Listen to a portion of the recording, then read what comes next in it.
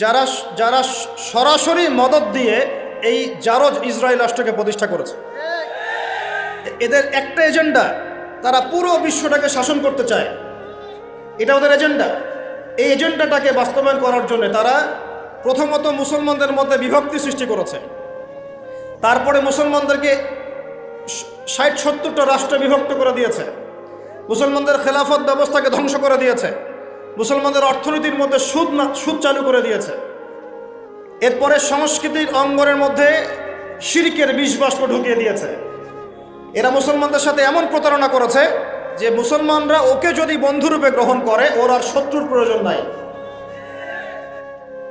ওরা আরো কি করেছে, ওরা আমাদের শিক্ষা ব্যবস্থাটাকেও ধ্বংস করার চেষ্টা করেছে এবং আস্তে আস্তে সেদিকে তারা সফলও হচ্ছে। এরপরে আমাদের হুঁশ ফিরছে না। আর যখন মুসলমানরা ঈমান, কালিমা এসব চেতনা নিয়ে দাঁড়ানোর চেষ্টা করে